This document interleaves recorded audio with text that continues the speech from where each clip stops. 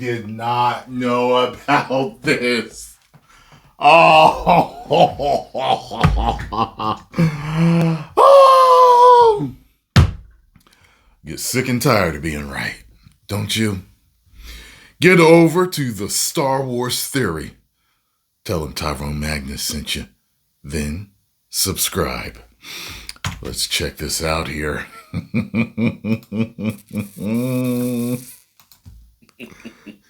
Ah! He's laughing already too. Everything is proceeding as I have. They call us racists. Good.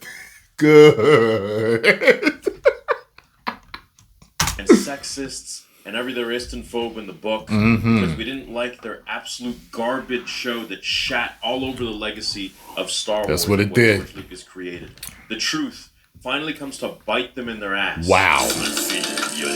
Oh, I'm ready to hear this. Come on with it, Theory. Disney executive reveals why The Acolyte was canceled after just one season. You're not going to believe this, and the sweet wait.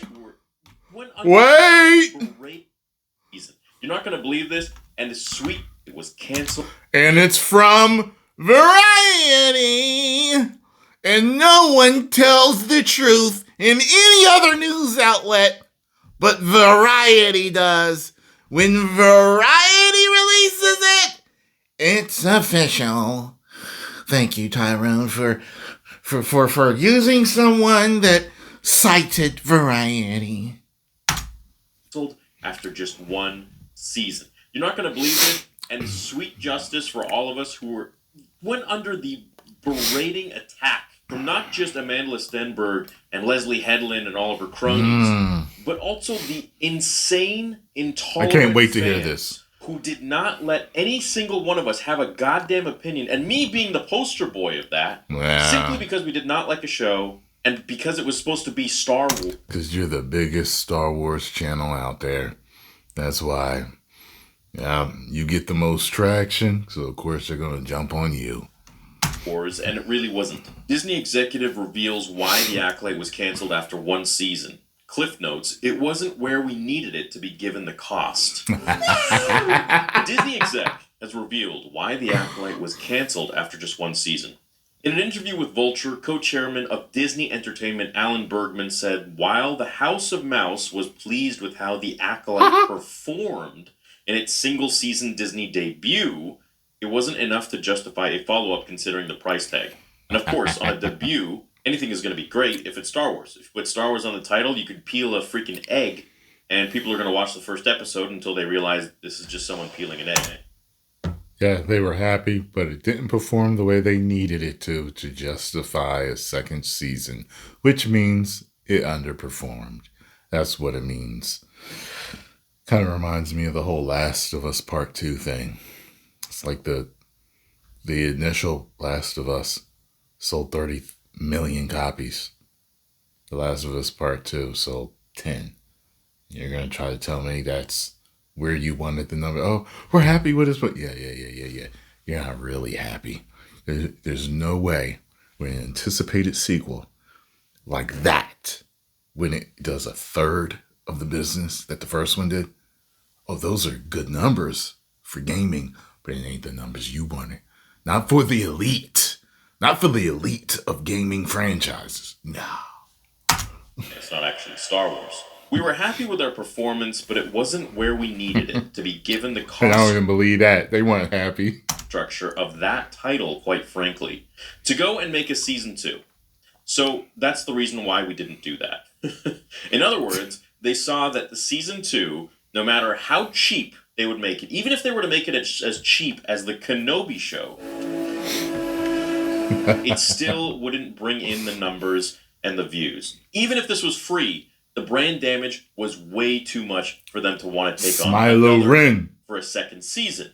They saw should have just been called Smilo Ren. It should have been about him that rhymed to play the game. Bars! And they did a lot better. Discourse, and they saw themselves, there are a lot of people at Disney and Lucasfilm who aren't crazy shills, crazy woke shills that are there just creating their own agendas and putting their own check marks. There are I people could there believe that that. actually really love George Lucas Star Wars. I could believe that. However, they're not the ones in power, unfortunately. They're just working there. And what I could believe that. I could believe that. How many employees does Disney have? 225,000. Think about that. This is everybody and all the everything from Lucasfilm to Marvel to Disney, Pixar, the theme parks. You know, what I mean, everything. This is probably their shops where they sell clothing in the mall and toys. It's probably everything. There's no way all of them are woke. while they may have a reputable position, they're really not the ones that are making all of the executive decisions like Bob Iger or this gentleman or Kathleen Kennedy or whoever might be there. Upon the series cancellation, Acolyte lead Amanda Stenberg posted a 8.5-minute video to her Instagram story saying she was unsurprised Disney didn't renew following the aggressive online backlash surrounding the show's female-driven story and queer undertones. Yeah, it's really all about that. The reason we didn't like it is because, the female-driven story and queer undertones, just like Ahsoka, for example, which is a female-driven story, and, as for the queer undertones, I don't give a shit about that. I don't think anybody cares about that. Does it have a place in Star Wars? No. No sexual identity whatsoever has a place in Star Wars. It never was part of Star Wars. They always had strong female characters, but it was never part of Star Wars. So it's like, what are you doing? And it's just part of the machine that was putting all this woke ideology into everything. That's why you can't even come out with a new IP and put it in there like the fans were asking in the beginning. See, if you had done that in the beginning, I think you'd be okay. It was just brand new stuff, not Star Wars, not Marvel, not DC. Something called, a show called The Everglades. Okay, that's its own thing. You pour all the woke, the dump truck of all the woke into this series called The Everglades on Disney. Okay, you leave everything else alone. No one would have cared, but you put it in everything. Comic books, movies, gaming, just everything. I think back to when I was younger. There was a show called, was it on Showtime? Queer as Folk, right? There was talk. There was murmurings about it. It was like, oh, they got a gay show on there. Oh, it's all about that. Okay. You know what I mean? It was like, but they weren't making Queer as Folk. Every show, every movie, every video game, every book, every comic book, every series, they weren't doing that. It was just Queer as Folk. And maybe there was other stuff, but I remember specifically Queer as Folk. So, you didn't have this gigantic backlash. There probably was something said about it because it was like, whoa, this is like a full-on gay show with sex and everything. And I'm just like, and how I found out about having sex? I actually turned to it one day and I didn't know. I thought it was man and a woman having sex, but it was really because the legs were up. But it was really, I think it was like more of a masculine looking guy and a feminine looking guy. And I was like, wait a minute, are this two men? I was like, the legs up? And I was like, oh. And I'm like, oh, this is Queer as Folk. See, this was before you couldn't stream it. You flip channels. There wasn't straight. You didn't know, like, when you turned it on, what you were watching unless you recognized it. You know what I mean? So anyway, yeah. And I heard that. I think I heard that show was a hit with the gay community or whatever. But you see what I'm saying? Okay. If you're going to make that the centerfold of your characters, please look elsewhere, as writing a story actually requires you to be creative and talented and know how to create a story progression with characters and an overall dynamic. Especially when you're doing Star Wars, you need to really understand the whole story in general. Now, if I seem passionate about this and emotional, it is because I am. And the amount of attacks that I was... Yeah, so the final thing is that's why I was on a rant talking about that. That's the reason why Intergalactic isn't working with fans, because it has the signs of possibly being majorly woke, knowing it's Naughty Dog and what they did with The Last of Us Part 2 and the series and just the posts that they make and the stuff that they say, and what has been in everything else. It just screams like it's going to be woke. So even though it's a new IP, people aren't down with it because you put it in everything. So everything's saturated with it. So there's no way where for you to go. You could have just brought out a separate series that were pushing these niche ideologies. There's always been niche ideologies and niche movements and niche this, niche that. There's always been. But you like chocked it full of everything, including kids shows and everything. So it's like, you made your bed, now you gotta lie in it.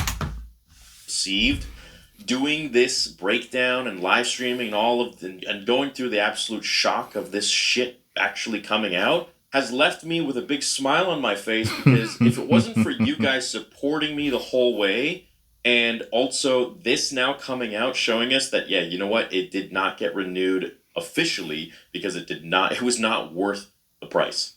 Now, they could have gone ahead and made this, a $50 million production, which would have been just $40 million less than the Kenobi show. Think about that. Wow. Just $40 million less than what the 90-something million dollar Kenobi show was. And this still isn't worth it to them. Think about that. It's not a huge shock for me, Stenberg said. Ever since the series was unveiled in 2020, she added, we started experiencing a rampage of, I would say, hyper-conservative bigotry. She's already creating that divide. And we're going to go right back into this again, because I don't feel like it needs... There is no, this is beating a dead horse. This needs to be just absolutely pulverized. Grounded in fine dust. Made better Star Wars. Pulverized. And there's a shift coming in the world and in Hollywood, and we need to understand this, and we need to move with it. Because for too long, people have been trying to silence us under this low IQ guise of, oh, if you don't like it, then you're racist and sexist and homophobic and this and that. When in reality, I would say 99%, and I'm not eliminating the fact that those disgusting people live out there and they are real. Sure. But 99% of the people who do not like a certain art form, like movies or music or whatever, it's plainly because they do not vibe with the material. And in Star Wars' case, if you don't feel like a project is really akin to what George created and on that same plane, then it is simply because it's a poorly written show. It has nothing to do... Yeah, it doesn't even feel like Star Wars anymore at all. Do with any of the semantics of this bullshit and that bullshit, of the bigotry and vitriol and prejudice and hyper-conservative... Do you think all liberals love the Acolyte? No. This is a political marketing ploy to Because if all liberals did, it would have did a lot better. Brainwash people who are weak-minded to think it's us versus them. No, it is one. We are one. It is Star Wars fans. Star Wars fans just want good Star Wars. And Star Wars fans did not turn out for it. So I'll let you know. Because there's conservative Star Wars fans, liberal, and right there in the middle. And none of us turned out for it. The only reason why I turned out for it is because I was reviewing it. Stop turning Star Wars into a goddamn... I've gotten to the point now where I don't even want to watch stuff and review it. The Spider-Man trailer. Your friendly neighborhood Spider-Man. People are loving my reaction to that right now. Yeah. Disney's going to find out the hard way. This is the year of the wallet. And people are not watching and are not buying what they did not ask for. Political bullshit fight, okay? Us versus a massive big entity corporation, whatever it might be. The rebels versus the Empire. And so we, at the end of the day, just want Star Wars. We want to feel that magic. We want to feel the Force from a galaxy far, far away. We don't need this garbage shit to be written and thrown in our face and then say, if you don't like it, then you must be racist. Piss off with that. Disney's latest series from a galaxy far, far away, Skeleton Crew, has already seen growth, according to Bergman. Think about this, guys. Here you go. Here's another bit of information I didn't even know we would get. Skeleton Crew is doing better. They're seeing growth compared to the Acolyte. Think about it. A show with 0 lightsabers, no Jedi, no Force, nothing. No Yoda, no play. Yeah, and I stopped watching that after like the second episode. I'm done with it. But yeah, to each of their own. If you guys like it, cool. Biggest nothing. Is already seeing growth compared to the shit stain that was the Acolyte. And I mean, fans are vindictive at this point. That you're getting the Solo, if you're getting the Last Jedi effect. What happened with Solo? Solo bombed not because it was particularly horrible. It bombed because of the Last Jedi, and people were scorned. It was just okay. I remember that. It was just okay. I always remember in particular that he can speak Wookiee. That was my favorite part when I heard him speaking Wookiee. I was like, what? And so the same would happen with Skeleton Crew. However, from the Acolyte, people are giving it a chance. They're like, you know what? It's a kid's show. It's not really a big deal. Whatever. No harm done. At least not yet. Who is hopeful the Jude Law vehicle will fare better, having received excellent reviews since its December 2 premiere. And look at that. After the first episode, it's already doing better. It hasn't tanked like the Acolyte. The Acolyte had the first episode and tanked lower and lower and lower. Finally, to the end, the season finale. We can call it that because it was the last and final season. The first, last, and final. It was the lowest rated show. Not true. Viewers. That's impossible. Any Star Wars Disney Plus show. There's a reason for that. Although Light on Specifics, Bergman went on to tease second seasons for Andor, Ahsoka, and a number of other Star Wars shows that are still under consideration. In terms of what's coming up, we have Andor Season 2, which is, I heard, $600 million, and we're going to get into that in another video, which we're really... We ain't spending nowhere near that on Kenobi. Good Lord. Excited about. It is excellent. I've watched all... I'm going to spend it. Never mind. All the episodes, and it's a fantastic season. He's already watched all of them. It's already ready to go. And then we have Ahsoka Season 2, which Dave Filoni is leading, Bergman said, and then we're looking at a number of... Yeah, I don't think I'll be watching Ahsoka Season 2 either. Additional series that are in development. Oh, interesting. See what I mean? And Disney people, I know you watch this. See, this is the point I'm getting to. And I took a very long time to stop watching. Guys like Eric July, they stopped watching years ago. Now you're going to have even more people that had way more patience with you than he did. Like me, I'm going to be leaving. It is what it is. It's your pockets. We'll see what we decide to do. As I said earlier, they have to be great. You're damn right they have to be great. And it's really not that hard. And if you want any advice... Someone posted that when I was talking about Superman earlier. They were like, yeah, like the feeling from the trailers that it's going to be, anywhere from meh to good. But this needs to be great. And that's my feeling. This movie, the Superman movie, needs to be great for there to be a success, for them to keep going. If it's not great, it could be a major, major problem. On where to take it. You know my email, you know my contact. I'm sure you guys can find anything you like. You're Disney, you got the most power in the world. I'd be happy to lend my services and give you guys a bit of a better outlook on what George Lucas would have wanted, because it seems like a lot of you Disney guys are straying far away from that. Mm-hmm. And I don't know if you're... far, far away. That was low-hanging fruit joke, and it worked. It was easy, and it was funny, because you're laughing right now. Controlling Dave Filoni and telling him what to do or what not, but it seems like some of his projects are kind of straying a little too far from the path of what George might have wanted. Ahsoka started out really good, and then I don't know something went weird there. Jon Favreau, Mandalorian Season 1 and Season 2, the most amazing shows. And then Season 3, what happened? Book of Boba Fett, what happened? The Acolyte, forget about it. It's not even forget about it. Show? You had Stuart Beattie. I talked to Stuart.